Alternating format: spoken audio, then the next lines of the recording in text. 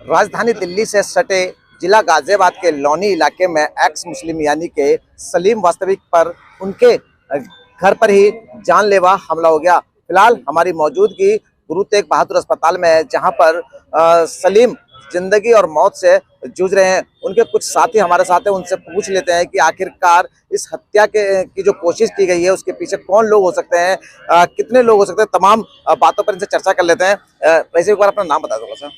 मेरा नाम एक्स मुस्लिम समीर है। समीर साहब, सलीम जी लगातार जो है वो क्वेश्चन करते रहते हैं इस्लाम के ऊपर, लगातार वो सोशल मीडिया पर वायरल रहते हैं। कल उनके घर पर उन पर जानलेवा हमला हुआ है, तो कौन लोग हो सकते हैं इस हमले के पीछे, क्या कुछ बताएंगे आप? देखिए, वैसे अभी जांच का विषय है, पुलिस जांच कर रही है, उसके बाद ही क्लियर तौर पर पता चल पाएगा कि कौन लोग थे, किसने ये किया है। लेकिन एक बात तो तय है कि ये लोग शांति दूत थे, भाईजान थे, जो लोग अपने आप को शांति दूत कहते हैं लेकिन काम सारे अशांति के करते हैं, इस तरह के कारनामों को अंजाम देते हैं। और ये वही कट्टरपंथ और जिहादी मानसिकता के लोग हैं, उस विचारधारा से जुड़े हुए लोग हैं जो लोगों के गले काटने में विश्वास रखती है, लोगों के साथ शास्त्रार्थ करने में विश्वास नहीं रखती। हम भारत में रहते हैं, भारत की जो 80% पॉपुलेशन है वो सनातनी है, और सनातनियों का कॉन्सेप्ट शास्त्रार्थ का है। वो कहते हैं कि आओ हमारे साथ शास्त्रार्थ करो, और जो चीज़ सत्य है, जो चीज़ सही है, हम दोनों उस पर उसको मानेंगे। लेकिन ये जो मानसिकता है, ये इतनी संकुचित मानसिकता है कि इसको केवल प्रश्न करने भर से खतरा महसूस हो जाता है। यदि आपने प्रश्न किया, सवाल कर लिया, तो आपने उनकी नज़र में एक बहुत बड़ा अपराध कर दिया। और अगर वो सवाल इनके आसमानी किताब के ऊपर हो, इनकी मजहब के ऊपर हो, इनके गॉड के ऊपर हो, या इनकी जो डिवाइन एंटिटी है उनके ऊपर हो, तो उसको तो ये ब्लास्फेमी लेते हैं। हालांकि ब्लास्फेमी की डेफिनेशन अपने आप में बहुत क्लियर है, जो पढ़ी जा सकती है, समझी जा सकती है, लेकिन इनके लिए ब्लास्फेमी की डेफिनेशन भी इनकी तरह अलग है। जैसे इनका मजहब, इनकी विचारधारा सारी दुनिया से अलग है, वैसे इनकी डेफिनेशन भी अलग है।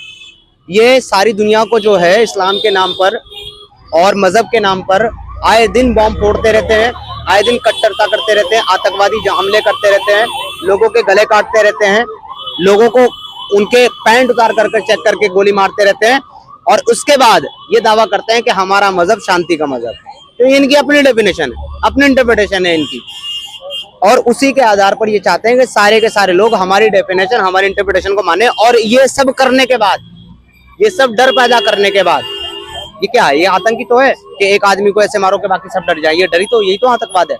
ये सब करने के बाद ये कहते हैं कि इन लोगों को इस्लामोफोबिया है, इस्लाम से डर है, ऐसा डर जो कि सत्य ही नहीं है। तो अगर ये डर सच नहीं है तो मैं पूछना चाहता हूं, फिर सच्चा डर क्या होता है? फिर और कौन सा डर है जो सच्चा होता है? अगर आपके ऐसे कृत्यों को आप इस्लाम से सही मानते हो, आप इस्लाम का आदेश मानते हो, इस्लाम में रहने का, मुसलमान होने का प्रमाण मानते हो, आप ऐसी चीजों को, ऐसी घटनाओं को, तो फिर आपको तो किसी को इस्लामोफोब कहने का अधिकार ही नहीं है, क्योंकि आपका इस्लाम तो जीता जागता थ्रेट है सारी दुनिया के लिए, और आप वो साबित करके दिखा रहे हो अपने कृत्यों से, अपनी घटनाओं से। तो ऐसी ही घटना को अंजाम इन्होंने यहाँ दिया है, और इन्होंने अपनी कायरता का और अपनी कट्टरता का और अपने आतंकवादी होने का प्रमाण दिया है। अच्छा समीर जी, एक चीज़ बताइए, जिस वक्त ये हमला हुआ है उस वक्त सलीम जी कहाँ पर थे और क्या कर रहे थे, और कितने लोग हो सकते हैं? क्योंकि देखिए, पुलिस ने आसपास के सीसीटीवी कैमरे खंगाले होंगे, या फिर कुछ लोग चश्मदीद ऐसे होंगे जिन्होंने उन्हें भागते हुए भी देखा होगा, तो कुछ तरह की आपके पास इतला? हाँ, जो जिन चश्मदीदों ने उनको आते और जाते हुए देखा है, उनका कहना है कि उन्होंने 3 से 4 लोगों को देखा है, बाकी ज़्यादा भी हो सकते हैं आगे पीछे, लेकिन 3 से 4 लोग थे जो पूरी तरीके से, जिन्होंने ढका हुआ था अपने आप को, और हेलमेट वगैरह पहने हुए थे और मास्क वगैरह लगाए हुए थे ताकि उनकी पहचान ना हो। और जब वो भागे हैं सलीम भाई के ऊपर वार करने के बाद, अटैक करने के बाद, तो उनके पूरे कपड़े जो है खून से लथपथ थे। तो देखने वाले लोगों ने ये भी कहा है कि हमको आश्चर्य ये हुआ कि अभी तो होली आई भी नहीं है, अभी होली में 2-3 दिन है, ये लोग रंग लगा करके काम घूम रहे हैं। मतलब वो पहचान भी नहीं पाए कि ये रंग नहीं है, किसी जिंदा इंसान का खून है। तो ये जब वो चले गए, भाग गए, और वहां पर इन्होंने, लोगों ने देखा, आसपास के लोगों ने, तो तब जाकर के उन लोगों को पता चला कि इस तरह की घटना हुई है। फिर उन्होंने पुलिस को इन्फॉर्म किया, पुलिस आई और पुलिस ने उनको उठा करके यहाँ हॉस्पिटल में। क्या कुछ बताया चश्मदीदों ने? किस तरह के कपड़े पहने थे? पैंट शर्ट पहनी हुई थी, कुर्ता पजामा पहना था, किस तरह के कपड़े उन्होंने पहने थे, कुछ बताया? उनका कहना है कि कपड़े तो उन्होंने जो है इस तरीके के पहने हुए थे, पूरे कवर, और काले कपड़े थे, ज्यादातर काले, मास्क वगैरह पहने थे। लेकिन उन लोगों की जो है मास्क पहनने के बाद भी ये क्लियर दिख रहा था कि उन लोगों की 2-3 लोगों की बड़ी दाढ़ी थी, जैसे दाढ़ी होती है बड़ी, वो दाढ़ी थी उनकी, बाकी मास्क में चेहरा उनका ढका हुआ था। तो ज़्यादा डिटेल तो इसकी उन्होंने पुलिस को दी है और अभी हमारे पास उससे ज़्यादा डिटेल है नहीं, क्योंकि हम लोग यहाँ लगे हुए हैं और पुलिस प्रशासन अपना काम कर रहा है। उनका हमारे पास कॉल भी आया था, उन्होंने कहा था कि आप आओ, हम बैठ करके बात करते हैं आगे की चीज़ों के बारे में। तो और वो एफआईआर की कॉपी वगैरह भी जो भी है वो भी देंगे। लेकिन हम लोग अभी यहाँ पर इतना बिजी हैं क्योंकि हमारा पूरा ध्यान अभी इस पर लगा हुआ है कि किसी भी तरीके से हमारे भाई जो हैं वो जीवित बच जाएं और सकुशल वापस आ जाएं। तो जैसे ही यहाँ से फ्री होंगे तो फिर हम पुलिस टीम के साथ जो है संपर्क करेंगे और कोऑपरेट भी करेंगे। बिल्कुल, देखिए पहले दिन से आप सलीम जी के साथ हैं। अगर उनकी तबीयत की हम बात करें तो किस तरह की अभी उनकी तबीयत है? जो ऑपरेशन होना था वो ऑपरेशन उनका जिस तरह से बताया जा रहा है कि गले पर बहुत ज्यादा घाव थे, पेट में उनकी बहुत ज्यादा इंजरी हुई है, तो किस तरह की तबीयत है अभी उनकी?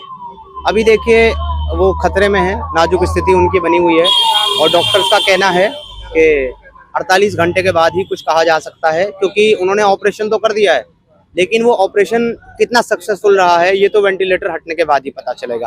तो अभी उनकी जो सिचुएशन है वो बहुत क्रिटिकल है और अभी हम लोग इसके बारे में कुछ भी नहीं कह सकते, क्योंकि डॉक्टर से हमें जितनी जानकारी मिली है उतनी जानकारी हमने आपको बता दी। ठीक है समीर जी, मेरा एक आखिरी सवाल हो रहा है आपसे। क्या गाजियाबाद पुलिस की तरफ से अभी तक आपको कोई सूचना मिली है? क्या उन आरोपियों की पहचान कर ली गई है जिन्होंने सलीम जी पर जानलेवा हमला हुआ है? अभी तक उनकी कोई पहचान हो पाई है या फिर गाजियाबाद पुलिस के जो हाथ पूरी तरह से खाली हैं अभी तक? नहीं, अभी तक जब हम ये बात कर रहे हैं और ये तकरीबन अभी समय हो रहा है 1 बज रहा है 28 फरवरी का, 27 फरवरी को ये घटना हुई है सुबह, 28 फरवरी का 1 बज रहा है। अभी तक हमारे पास इस तरह की कोई अपडेट पुलिस प्रशासन की तरफ से नहीं आई है कि उन्होंने अपराधियों की शिनाख्त कर ली है या किसी को पकड़ लिया है, बल्कि हमारे पास इतनी अपडेट आई है कि पुलिस टीम जो है इसके लिए गठित की गई है जाँच करने के लिए और वो अपने स्तर से जाँच कर रहे हैं और जैसे ही उनको कुछ पता चलेगा तो फिर वो हमारे साथ शेयर करेंगे। अच्छा, कोई स्पेसिफिक आपकी डिमांड पुलिस से? देखिए हमारी जो डिमांड है वो हम अभी तो नहीं बताएंगे, अभी तो फिलहाल हमारा पूरा फोकस जो है वो सलीम भाई के स्वास्थ्य के ऊपर है। लेकिन आने वाली 3 तारीख को सोमवार के दिन हम लोग जिला कमिश्नरेट के सामने धरना प्रदर्शन करेंगे। सारे एक्स मुस्लिम इकट्ठे होकर के हम लोगों ने आंदोलन करने के लिए हम सबको इन्वाइट किया है और ये शांति धरना प्रदर्शन होगा हमारा। हम किसी तरह की अराजकता ये में विश्वास नहीं रखते, लेकिन हम शांति प्रदर्शन करेंगे और मांग हमारी सबसे मेन तो यही है कि इसमें जितने भी लोग इन्वॉल्व हैं उनको पुलिस प्रशासन गिरफ्तार करे और कड़ी से कड़ी सजा उनको दी जाए। लेकिन इसके अलावा भी हमारी अब कुछ मांगे हैं हमारी सुरक्षा को लेकर के और हमारे भविष्य को लेकर के, वो हम सब वहीं पर डिस्क्लोज करेंगे। बिल्कुल, देखिए ये एक्स मुस्लिम समीर जी हमारे साथ थे जिन्होंने साफ तौर पर कहना है कि सबसे पहली प्राथमिकता उनकी यही रहेगी, जो आरोपी हैं उनको गाजियाबाद पुलिस जल्द से जल्द गिरफ्तार करे, उन आरोपियों की पहचान कर उनको सलाखों के पीछे भेज सके। लेकिन सबसे बड़ी सवाल यही है कि आखिरकार सलीम वास्तविक जिनको नाम से पहचाना जाता है, आखिरकार उन लोगों पर किसने और किस मंशा से हमला किया है? पुलिस के पकड़े जाने के बाद ये साफ हो पाएगा कि आखिरकार वो लोग कौन थे और उनकी मारने की मंशा क्या थी। हालांकि फिलहाल गुरु तेग बहादुर अस्पताल में हमारी मौजूदगी, एक बार तस्वीर हम दिखाएंगे। गुरु तेग बहादुर अस्पताल के 2nd फ्लोर की आईसीयू में सलीम वास्तविक जिंदगी और मौत से जूझ रहे हैं। फिलहाल यहाँ पर प्रशांत के साथ इसरार अहमद, दिल्ली।